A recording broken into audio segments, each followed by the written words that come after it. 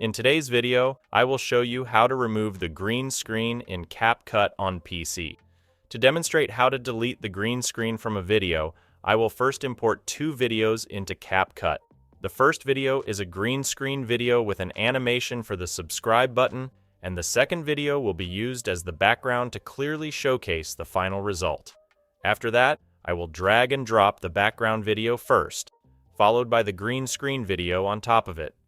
Now you can see the subscribe animation completely against the green background, which we will remove. All you need to do is click on the Video tab in the upper right corner, then select the Cutout option. After that, click on Chroma Key.